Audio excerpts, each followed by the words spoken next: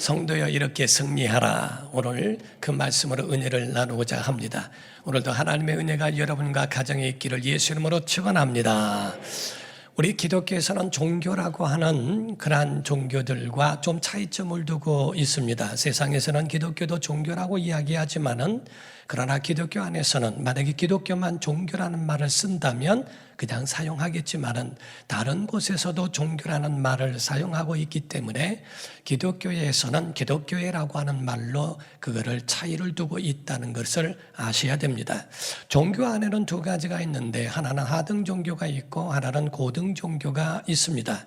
하등 종교라고 하는 것은 샤머니즘 같은 곧 미신을 말하는 것이고, 그리고 고등 종교라고 하는 것은 샤머니즘 속에 곧 그 신비 가운데에 체계를 더하여 만든 것을 바로 고등 종교라고 이야기를 합니다. 그래서 고등 종교 안에는 거기 안에 있는 각각의 경전들이라는 것이 있어요. 그래서 그 경전들로 유교에는 사서삼경이 있고 불교는 불경이 있고 몰몬교회는 몰몬경이 있으며 이슬람에는 꾸란이라는 것이 있고 기독교는 성경이라는 것이 있기 때문에 그래서 기독교에도 똑같이 고등종교라고 이야기를 합니다만은, 그러나 경전이 말하고 있는 그 경전의 원리와 또 기독교에서 말하고 있는 성경이 지어진 그 원리에 대해서는 차이가 있다 하는 겁니다. 바로 이 모든 종교 안에 있는 경전에 대하여 말하고 있을진데 그 경전 안에는 어떤 인물이 나오게 돼 있고 그 인물에 대하여 행위가 나오고 그 행위에 대한 가르침과 행위를 수습하기 위한 체계로 만든 교리가 바로 경전이라고 보는 겁니다. 그래서 각각 그 경전이 있는 곳은 고등종교로 승격화하지만은 그렇지 않고 미신과 샤머니즘으로 일축해 있는 그러한 종교는 하등종교로 취급하고 있다는 거죠. 그러나 기독교 안에 있는 경전에 대하여 말하고 있다 하는 성경에 대해서는 그러한 경전과 차이점이 있어서 세 가지 원리와 단계가 있다는 거지요. 구약에는 하나님의 언약이 들어있으며 예언이 있다는 겁니다. 예언이 있는데 그 예언이 32,500여 가지의 예언이라고 이야기를 하고 32,500여 가지 예언 가운데는 하나님의 언약이 들어있다는 거지요. 곧 그 언약은 우리를 구원하실 메시아가 오신다라고 하는 언약입니다. 신약에 와서 이제 신약이라고 표현하는 것은 그 구약에 있는 예언이 성취됐을 때에는 이제 옛 약속이 되어 버리기 때문에 구약이라고 표현을 하는 것이고, 신약이라고 말하는 것은 성취는 되었는데 또 다시 새로운 약속을 세우셨기 때문에 신약이라고 하는 겁니다. 그래서 성경 안에는 세 가지 원리로 첫 번째가 바로 예언이요 곧 약속이요, 두 번째라고 하는 것은 바로 성취가 들어있다는 것이요, 세 번째로 말하고 있는 것은 바로 다시 오신다고 하는 것에 대한 그 언약과 더불어 증거가 들어있다 하는 겁니다. 그래서 성경 안에서 사복음서를 볼진데 사복음서에는 구약 안에 있는 그 언약과 예언을 성취하신 그 메시아여야 한다는 겁니다. 많은 사람들이 내가 메시아다, 내가 구세주다라고 이야기하더라도 다 그들이 구세주가 될 수 없는 것은 32,500여 가지의 구약의 예언의 말씀을 이룬 자가 아니면 그 가운데 성취할 수 없는 자라면 메시아가 아니라고 하는 거지요.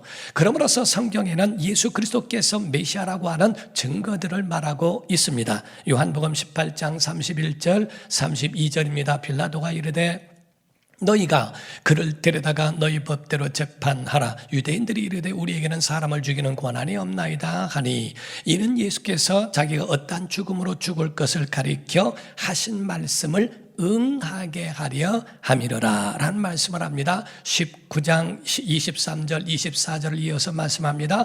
군인들이 예수를 십자가에 못 박고 그의 옷을 취하여 네 깃에 나눠 각각 한 깃씩 얻고 속옷도 취하니 이 속옷은 호지 아니하고 위에서부터 통으로 짠 것이라. 군인들이 서로 말하되 이것을 찢지 말고 누가 얻나 제비 뽑자 하니, 이는 성경의 구약을 말하는 거죠. 그들이 내 옷을 나누고 내 옷을 제비 뽑나 있나이다 한 것을 응하게 하려 함이로라 라고 이야기를 합니다.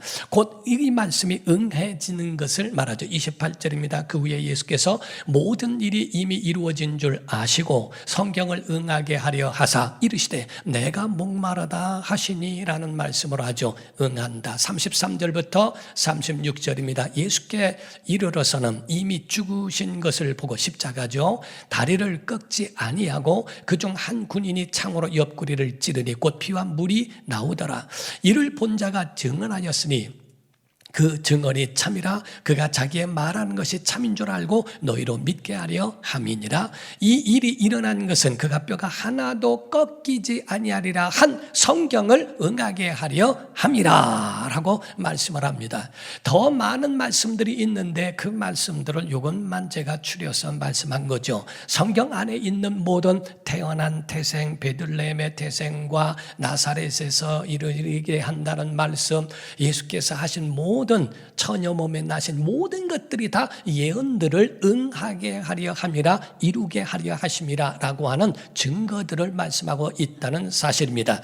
사도행전부터 보게 되면 그 가운데 사도행전부터 자기 자신의 가지고 있는 그런 그 베드로나 제자들의 고백이 뭡니까? 그 고백 자체가 증인이었다 하는 거지요. 사도행전 1장 8절부터 보면 오직 성령이 너에게 임하시면 너희가 권능을 받고 예루살렘과 온 유대와 사마리아와 땅끝까지 이르러 내 증인이 되리라 하시니라. 곧 예수님의 증인이 된다고 말씀을 합니다. 사도행전 2장에 보게 되면 32절입니다. 이 예수를 하나님이 살리신지라 우리가 다 이 일의 증인이로다 라고 말씀합니다. 3장 15절에 생명의 주를 죽였도다. 그러나 하나님이 죽은 자 가운데서 그를 살리셨으니 우리가 이 일의 증인이라 라고 말씀을 하죠. 5장 32절 이어서 말씀합니다.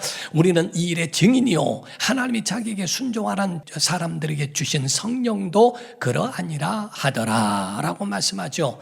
이와 같이 성경을 응하게 라고 말씀하신 그 성경의 말씀이 이제 제자들로 말미암아 증인, 곧 죽음은 모든 사람이 다 봤어요. 그러나 예수의 부활에 대해서는 증거를 갖지 않은 자들은 그 부활을 말할 수 없다는 거죠. 그래서 제자들은 목숨을 걸고 그에 대하여 예수 그리스도의 증인에 대하여 부활에 대하여 증거하고 있다는 사실을 말하고 있습니다. 그러므로 그리스도인들이라고 한다면 성경은 경전으로 보는 것이 아니고 하나님의 말씀인 줄로 믿습니다. 그래서 성경을 경전으로 보는 사람은 하나님의 말씀이라도 지식에 머무르게 돼 있고 하나님의 말씀을 살아계신 하나님의 음성으로 듣는 사람들은 그 말씀이 영혼의 양식이 된다고 보는 겁니다. 구약은 예수 그리스도의 오신다는 예언을 말씀했고 신약은 오신 예수요 다시 오실 예수에 대하여 또 영생을 위해 준비하신 후에 우리를 데리러 오신다고 하는 새로운 약속이 있기 때문에 신약이라고 하는 겁니다. 구약은 우리에게 증명서로 가지고 있게 된다면 신약은 우리에게 약속을 갖고 있는 그런 믿음의 온전한 믿음을 거기에 힘을 실어주고 있다는 사실입니다. 사랑하는 성도 여러분, 우리의 신앙생활은 한 곳에 머무르지 않습니다. 구약에 머물러 버리면 예언에 머물러 버리지만은 여러분과 저는 구약에 머무른 자가 아니라 성취하신 예수 그리스도께서 오신 줄로 믿습니다. 그분이 죽으시고 그 무덤에 머무르지 아니하고 그분은 살아나셨고 하늘에 오르셨고 다시 오실 것이고 우리는 영원한 하나님의 나라에 들어갈 줄로 믿습니다. 그래서 구약에 머무른 사람들은 구약의 사람이요 신약에 오더라도 바로 사복음서에만 머무르는데 어떤 사람과 어떤 교회는요 그 마음속에 십자가만 있어요. 그래서 십자가 예수님의 십자가, 예수님의 고통을 나누고 예수님의 아픔을 나누고 예수님의 고난, 그분의 모든 삶이 모든 일에 다 고난 십자가 하는 사람들을 많이 봅니다. 십자가에만 머무르지 마십시오. 예수님 부활하셨습니다. 하늘에 오르셨습니다. 다시 오실 것입니다.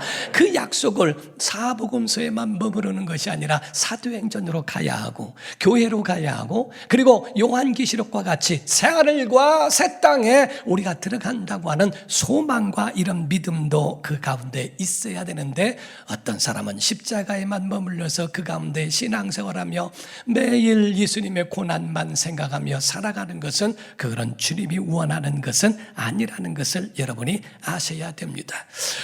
우리가 신약에 있는 사복음서 가운데서는 구원을 완성하셨다면 이제는 사도행전으로 넘어가야 하는 거예요.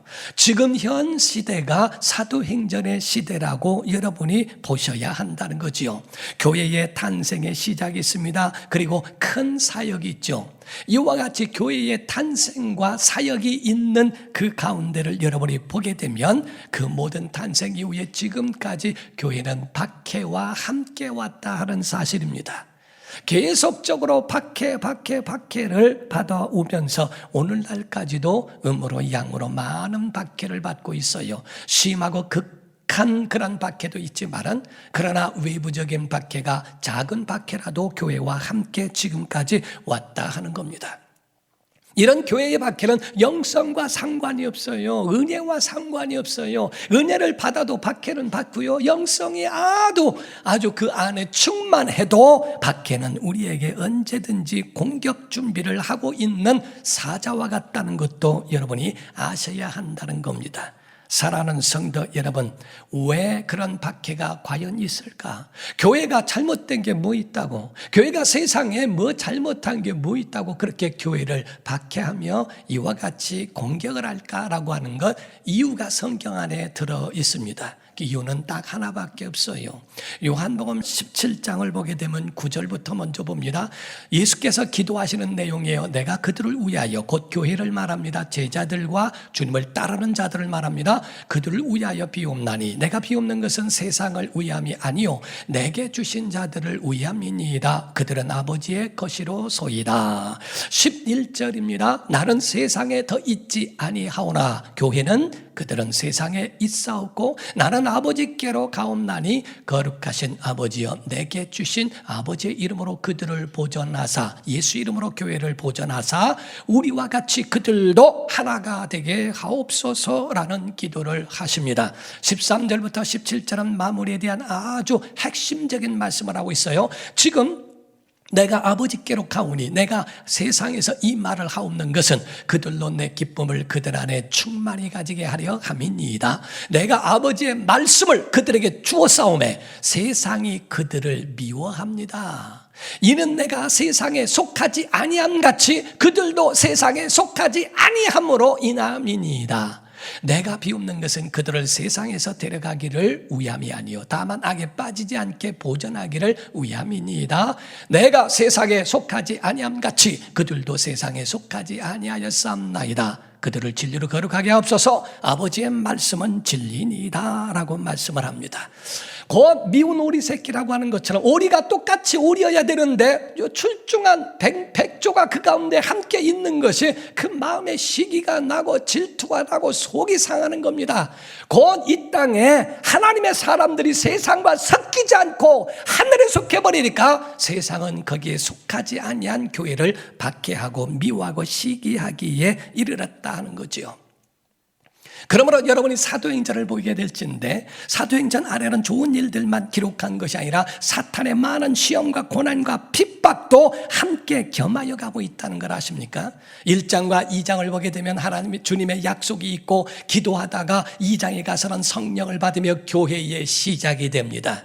교회의 시작이 되는 그런 것을 보면서 3장에 넘어가게 되면 3장에는 안진병이 됐던 그러한 걷지 못하는 사람을 고쳐주기에 이르게 됩니다. 1장과 2장을 보게 되더라도 많은 사람들이 그 가운데 말씀을 듣고 큰 은혜를 받고 예수 믿는 사람들이 3,000명이나 더하는 모습들을 보게 되지요. 사도행전 2장 40절과 41절을 먼저 봅니다. 또 여러 말로 확증하며 권하여 이르되 너희가 이 패역한 세대에서 구원을 받아라 이렇게 설교하니까 그 말을 받은 사람들은 침례를 받음에 이날의 신도의 수가 3,000명이나 더하더라 라고 말씀합니다. 47절에 말씀합니다. 하나님을 찬미하며 또 온 백성에게 칭송을 받으니 주께서 구원받는 사람을 날마다 더하게 하시니라. 교회에 이와 같이 3,000명이나 침례를 받고 성도가 막 늘어나고 번성할 때가 이렇게 있었던가? 한순간에 3,000명이 됩니다. 날마다 구원받는 자들을 그 날마다 더하게 하시는 하나님의 성령의 바람이 엄청나게 많이 일어났다 이 말이죠.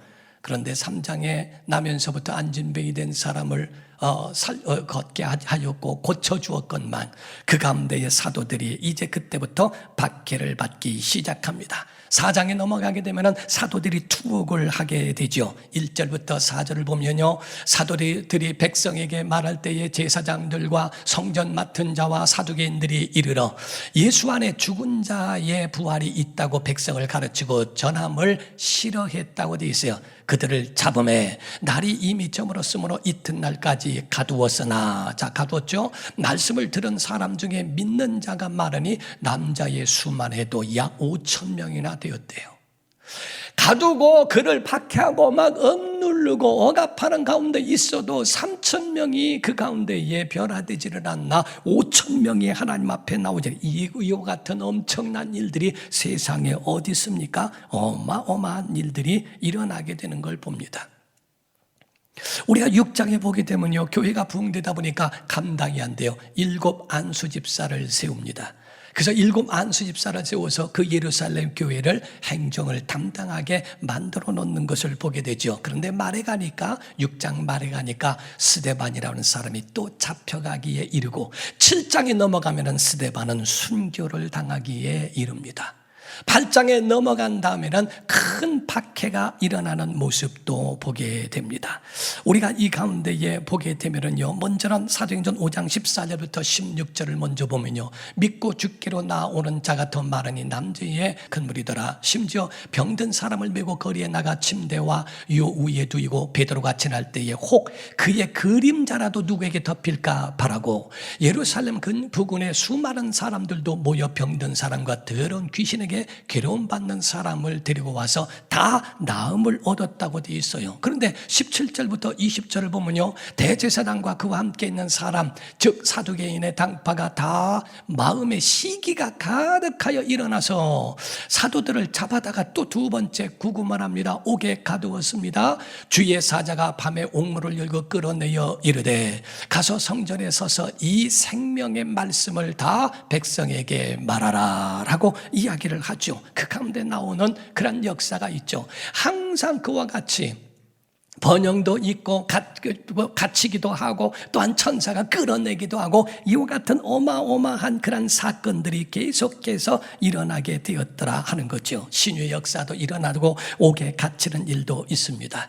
자, 그와 같은 일들이 일어날진데 나중에는 또 크게 많은 사람들이 그 가운데에 번성되어지는 일들이 있었지만은 그러나 또 박해가 시작됩니다. 사도행전 8장 1절을 보게 되면 사울은 그가 죽임당함을 마땅히 여기더라. 그날에 예루살렘에 있는 교회에 큰 박해가 있어 사도 외에는 다 유대와 사마리아 모든 땅으로 흩어지는 일들이 있게 됩니다.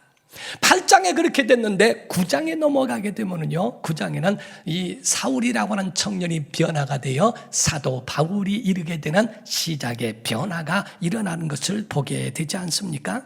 성경의 12장에 보게 되면 또한 야고보라고 하는 예수님의 제자가 순교를 또 당합니다. 참형을 당하여 목이 잘려 죽는 그러한 모습을 보게 되는 것도 있더라 하는 거죠. 그리고 베드로는 옥에 갇히는 일을 합니다. 사도행전 12장 1절에서 5절을 먼저 보면 그때 헤롯 왕이 소를 들어 교회 중에서 몇 사람을 헤아려 하여 요한의 형제 야고보를 칼로 죽이니 유대인들이 이 일을 기뻐하는 것을 보고 베드로도 잡으려 할세 때는 무교절 기간이라 잡음에 옥에 가두어 군인 내식인 내패에 맡겨 지키고 6월절 후에 백성 앞에 끌어내고자 하더라 라고 이야기를 합니다.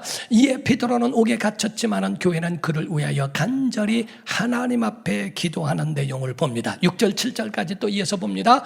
헤롯이 잡아내려고 하는 그 전날 밤에 베드로가 두 군인 틈에서 두 쇠사슬에 매여 누워 자고 있는데 파수꾼들이 문 밖에서 옥을 지키더니 호련히 주의 사자가 나타나며 옥중에 광채가 빛나며 또 베드로의 옆구리를 쳐 깨워 이르되 급히 일어나라 하니 쇠사슬이 그 손에서 벗어지더라 라고 말합니다. 정말 이런 모든 것들, 너무나 많은 것들이 성경 안에 있지만은 대표적인 말씀을 하고 있습니다. 성경 전체, 사도행전 전체를 보면 여기서 불이 일어나면 불을 끄고, 불을 끄면 또 불이 일어나고, 저기서 불을 끄면 여기서 또 일어나고, 계속 불을 껐다 또 다시 피웠다 하는 그런 일들과 이런 사건들을 계속해서 보게 되지 않습니까? 밖에도 크게 일어나지만은 그러나 동시에 성령님의 역사하심도 불같이 일어나는 것을 보게 됩니다. 사랑하는 성도 여러분, 교회는 생명력이 있음을 믿으셔야 됩니다. 교회는 억압하면 억압할수록 순교까지 각오하는 게 교회예요. 교회를 탄압해서 이루어질 게 아닙니다. 교회 제재하고 행정명령을 하고 뭐를 하고 이것이 문제가 아닙니다. 교회는 더 누르면 누를수록 그 가운데는 순교도 불사할 수 있는 사람들이 여기저기서 나오고 있는 것을 압니까? 창세 이후에부터 하나님의 백성에 대하여서도 하나님이 그렇게 훈련을 시키셨고, 바로 초대교회 당시에서부터 교회는 이와 같이 억압 가운데서 그 가운데 피워져 있는 생명력 있는 거였거든요. 우리가 일본이나 한국이나 거기에 대해서 한번 묘사한 이야기를 들어본 적이 있습니다. 그래서 그 국민성에 대하여 이야기할 텐데 산과 꽃으로 비유한 내용을 들어봤어요. 산에 대하여 말할 때 일본은 후지산이라고 하는 게 명산이 있고 나라를 상징하는 산입니다. 그 앞에 사진을 보게 되면 큰 산 후지산이 있고 그 밑에 모든 산들이 마치 엎드려 그 가운데 절하고 있는 모습과 같은 모습을 하고 있다고 그러죠. 그래서 일본의 국민성은 오야지가 가장 중요합니다. 두목이 가장 중요합니다. 그래서 그 앞에는 모두가 다 그 리더십에 엎드리고 다 절하고 그 복종하는 것이 일본적 체제라는 거죠. 그래서 두목만 탁 쳐지면 다 죽는 겁니다. 다 끝나는 겁니다. 우왕좌왕하고 어떻게 일어날 바를 몰라요. 한국의 명산은 금강산입니다. 금강산의 봉우리는 12,000 봉우리입니다. 그래서 그 가운데에 하나를 치면은 또 일어나고 하나를 치면은 자기 자태를 자랑하고 있고 그 가운데 세워진 봉우리가 12,000 봉우리이기 때문에 한국의 국민성을 밟을 수가 없다는 이야기를 해요. 일본의 그 유명한 꽃이 사쿠라라고 하는 벚꽃이죠. 물론 국화에도 있긴 하지만은 사쿠라라고 하는 것이 있습니다. 이 사쿠라, 이 벚꽃 같은 경우는 지금 벚꽃 계절이기 때문에 한 번 필 때는 일제히 쫙 피게 됩니다. 질 때도 쫙 칩니다. 한국의 국화는 무궁합니다. 피고 지고 또 피어 무궁화라네. 죽여도 또 일어나고 죽여도 또 일어나고 밟아도 일어나고 진드기는 더럽게 많습니다. 이와 같이처럼 국가가 무궁하는데 그거는 국민성, 한국의 국민성은 밟고 밟아도 또 일어나고 또 일어나고 다시 일어나는 그러한 것들로 보게 되면 우리가 기독교인들은 억압하면 억압할수록 생명력이 있어서 그 가운데 일어나는 거예요. 여러분, 우리가 속담에 그런 말이 있지 않습니까? 지렁이도 밟으면 꿈틀한다. 왜 꿈틀하는가? 덜 죽어서 그렇다 하는 얘기가 있듯이 바로 생명력이라고 하는 것은 억압할 수가 없어요. 다시 일어나고 그거를 힘을 얻게 되는 모습을 보게 되죠. 여러분과 저는 신앙인들입니다. 환경으로 인하여 잘 믿는 게 아니라는 것을 아셔야 됩니다. 예수 믿는 사람들은 환경 때문에 잘 믿는 거 아닙니다. 잘 믿는 사람은 여기서도 잘 믿고 저기서도 잘 믿습니다. 아멘. 자, 우리가 박해가, 자, 여기 지금부터는 아멘 해보세요. 박해가 있어도 잘 믿고, 박해가 없어도 잘 믿습니다. 잘 살아도 잘 믿고, 못 살아도 잘 믿습니다. 그런데 못 믿는 사람들은요, 좋아서 못 믿고, 어려워서 못 믿고, 한가해서 못 믿고, 바빠서 못 믿습니다. 안 믿으려면 핑계가 굉장히 많고 모든 것들이 다 핑계거리가 되는 거예요. 기도하는 사람은 한가하기 때문에 시간 있어서 기도하지만 바빠서 이거를 감당하려니 더 기도합니다. 바로 하나님의 사람이 기도하는 것은 바빠도 기도하고 조용해도 기도하고 시끄러워도 기도하고 잘 되니까 기도하고 안 되니까 더 기도하고, 기도하는 사람은 계속 하게 돼 있어요. 환경 때문에 하는 게 아닙니다.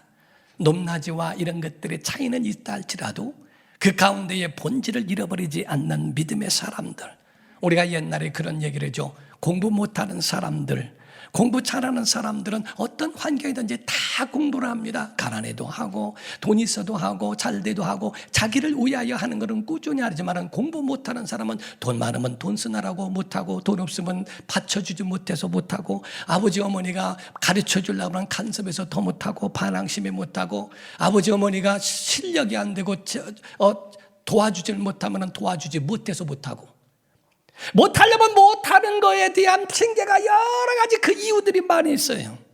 잘하려면 잘하려고 하는 모든 환경이 다 있는데 그런 모든 환경이 사실은 아무것도 아니라는 것을 말하고 있죠. 여러분과 저에게는 가장 중요한 것이 있어요. 교회는 믿음의 야성이 있어야 된다는 겁니다. 누가복음 1장 80절에 보게 되면요, 침례 요한이 아이가 자라며 심령이 강하여더라 이스라엘에게 나타나는 날까지 빈들에 있으니라.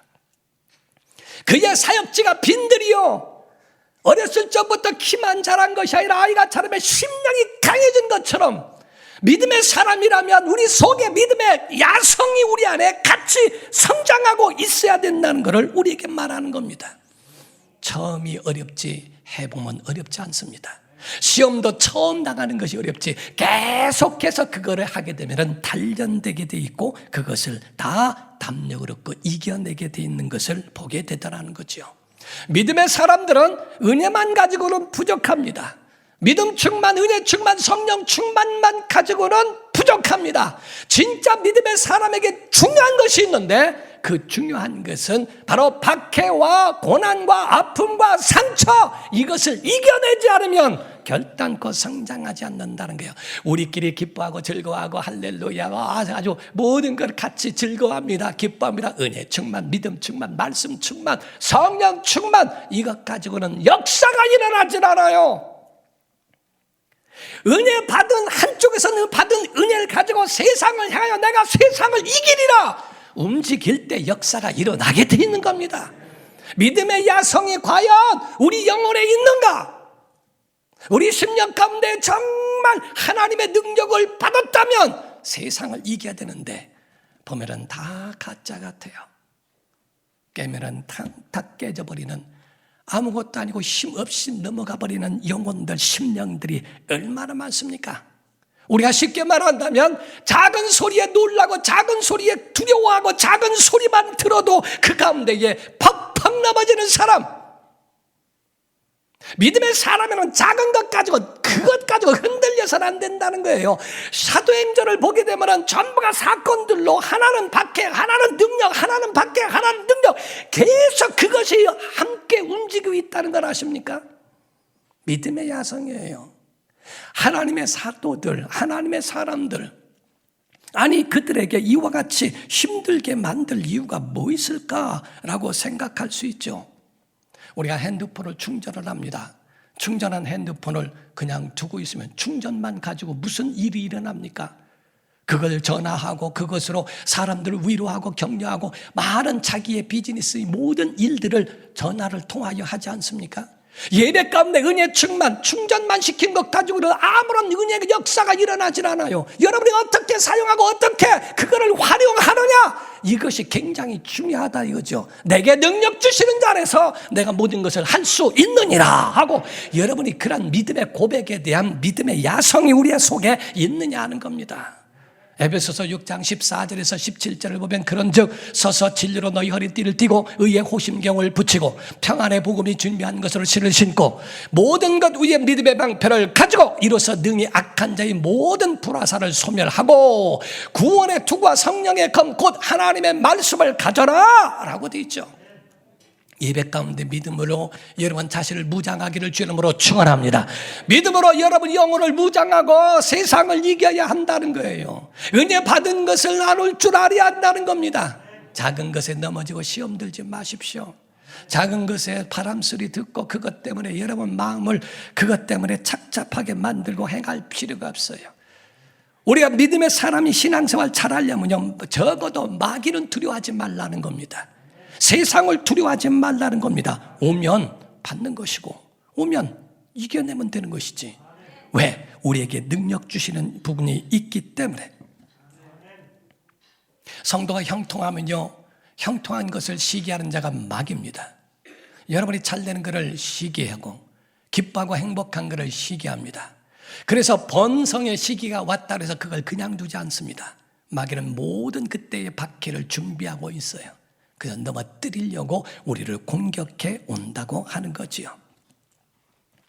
지금 오늘날의 교회는 사도행전 29장에 있는 줄로 믿으셔야 됩니다. 사도행전은 28장까지밖에 없어요. 그러나 29장은 오늘 현대교회가 29장을 만들어내야 하지 않느냐. 은혜는 시험하고 관계가 없고 잘 살고 못 사는 것, 이런 것들이 시험하고 관계가 있는 게 아닙니다. 교회 안에 다녀도 주님의 사람으로 내 자신을 만들어가야 한다는 거지요. 가치관이 주님과 같아야 한다는 겁니다. 여러분이 주님을 사모하고 주님을 의지하는 믿음의 모든 삶이 주님의 사람으로 변화되어지고 그렇게 무장되어져야 하는 것을 우리에게 증거하고 있어요. 어떤 분이 미국에 갔다 1년 반 만에 돌아왔답니다. 얘기를 들어보니까 말이 안 통해서 너무 답답하고 말이 안 통해서 두 번째가 생각이 틀리더라는 거예요. 문화가 틀리고 살아가는 방식이 틀리더래요. 1년 반 동안에 하려고 하다 안 돼서 그냥 돌아왔답니다. 여러분, 하나님의 영원한 나라에 갈 때에 하나님의 방식에 대한 그러한 언어와 그러한 삶과 그러한 마인드, 그러한 것이 여러분 준비되어 있습니까? 하나님의 영원한 나라와 우리의 신앙생활이 이질감 있지는 않습니까? 교회 안에 있어도 하나님의 사람만 있습니까? 교회 안에 있어도 7 집사 가운데 니골라가 있고요. 또 그 가운데 성도 가운데 아나니와 삽비라가 있습니다. 예수님의 제자 가운데도 가룟 유다가 있는 겁니다. 누구를 따라가고 누구를 의지하느냐에 따라서 완전히 갈라질 수 있고 달라질 수 있어요. 여러분이 어떻게 하느냐는 겁니다.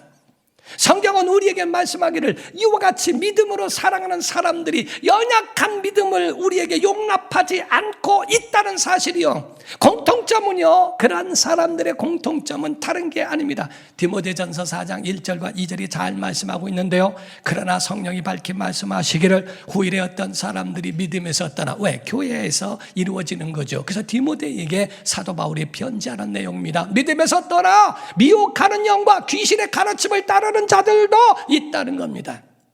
공통점은 자기 양심이 화인 맞아서 외식함으로 거짓말하는 자들이라. 조세영이라고 하는 사람이 있는데요, 대도로서 유명했던 사람인데 그 사람과의 인터뷰 가운데 한 말이 뭔지 아십니까? 그런 한 말이 자기가 그 많은 사람들의 모든 물건을 훔쳤어도 남의 거를 훔쳤다는 생각을 해본 일이 없대요. 그냥 내 거 가져온 거지. 훔쳤다고 생각하는 생각 자체가 틀리다는 거예요. 죄를 죄로 여기지 않는다는 거예요. 하나님의 죄라고 말씀해도 죄가 되지 않는다는 겁니다. 성경은 밝히 말씀하기를 내가 전통으로 인하여 하나님의 계명을 어겼다라고 주님 말씀하신 적도 있습니다. 세상의 전통이란 말은 세상의 문화와 세상에 가지고 있는 인간들의 법으로 하나님의 법을 어겼다라고 하는 말씀도 성경에 있는 것을 여러분이 아십니까? 교회 안에 있어도 가룟 유다가 있고 아나니와 삽비라가 있고 니골라가 있을 수도 있기 때문에 과연 우리는 어떤 사람이 되어야 마땅하뇨? 영감이라고 하는 말은요, 영적 감도라는 뜻입니다. 영혼의 감도, 영혼의 그 느끼는 그러한 감각을 말하는 것을 영감이라고 하는 겁니다. 러시아에서 한번 우리 플랫폼에 앉아서 열차를 기다리고 있는데 우리끼리 대화를 나누고 있는데 우리의 소리가 아닌 다른 소리가 툭 뜨는데 한국말이 들려요. 깜짝 놀라서 이러고 쳐다봤는데 그쪽에서도 우리를 쳐다봐요. 쳐다봤는데 그 많은 러시아 말 가운데에 한국말이 들리는 거예요. 깜짝 놀라서 쳐다보니까 이북 사람들이 했어요. 노동자들이 와서 거기서 일하는데 거기에서 한국 사람을 만날 줄은 몰랐던 거죠. 깜짝 놀랍니다. 모든 세상 사람들이 지나가는 모든 말 가운데에 주의 음성이 과연 들리는가? 하나님의 음성을 듣는 게 그게 영감이요, 그게 영적 감각이요. 세상 것들은 그렇게 민감하고 그것 때문에 밤잠을 못 자고 그것 때문에 가슴 아파하고 그것 때문에 마음에 시험이 드는데 하나님의 말씀은 여러분 심령 안에 들려오던가 하는 겁니다. 성경에 우리에게 성도야 이렇게 승리하라. 믿음 충만, 은혜 충만, 말씀, 성령 충만. 그렇다면 고난을 이겨야 됩니다. 시험을 이겨야 됩니다. 어려움과 그런 고통이 우리 안에 온다 할지라도 그런 가운데 성경에는 2가지가 같이 있다고 말씀드렸죠. 밖에는 계속적에도 치유가 있고요. 밖에는 계속되더라도 막 순교가 일어나더라도 그 가운데 5,000명이 돌아오고 3,000명이 돌아오고 엄청난 성령의 역사는 그 가운데도 이루어지고 있더라 이 말이에요. 이기세요. 승리하세요. 여러분 영적 가지고 있는 믿음의 야성을 키우기를 주님으로 축원합니다. 하나님의 사람들은 그 속에 우리 안에 플러스 정말 힘들고 어려운 모든 고난들을 이겨낼 수 있는, 제가 그전에 보니까 개그 그 프로 가운데에 한 사람이 누가 딱 때렸다 하니까 이럴 때는 당황하지 않고 이래 하더라고요. 믿음의 사람이 중요한 거는요, 어떤 상황에도 당황하지 마세요. 이겨낼 수 있습니다. 여러분과 저는 넉넉히 이긴 자들이에요. 승리한 자들이에요. 작은 것에 넘어지지 마세요. 작은 것에 그것 때문에 여러분의 믿음을 뒤흔들어 버리도록 연약한 심령은 결단코 영원한 나라에 들어가기가 어렵습니다. 성경 요한계시록을 보더라도 전부가 이기는 자로 그랬지 패배자가 들어가는 곳은 아닙니다. 사도행전만 보더라도 요한계시록을 보더라도 전부가 승리자가 가는 거예요. 여러분 기도하면 하나님이 능력 주시게 돼 있어요. 힘들고 어려운데 기도하지 않으면 힘이 없는 겁니다. 먹어야 일을 하지 하는 거죠. 우리 마지막 성경을 보면 누가복음 3장 21절 22절입니다. 백성이 다 침례를 받을세 예수님도 침례를 받으시고 뭐 하실 때? 기도하실 때 뭐가 열려요? 하늘이 열리며 성령이 비둘기 같은 형체로 그 위에 강림하시더니 하늘로부터 소리가 나기를 너는 내 사랑하는 아들이라 내가 너를 기뻐하노라 하시니라. 사랑하는 성도 여러분, 기도할 때 하늘이 열릴 줄 믿으십니다. 정말 믿으셔야 되고 하늘이 열리고 하나님의 큰 은혜의 역사가 우리 안에 있음을 깨달으시고 일평생 그 안에 승리자로 세워가기를 예수 이름으로 축원합니다. 기도하겠습니다. 이 시간에 다 같이 통성으로 기도할 때 하나님, 정말 하나님의 은혜가 우리 안에 있게 하소서. 은혜도 받고 믿음 충만, 말씀 충만, 성령 충만할지라도 고난을 이기지 못하면, 우리가 믿음 성장하지 못하면, 이기지 못하면 우리는 영생에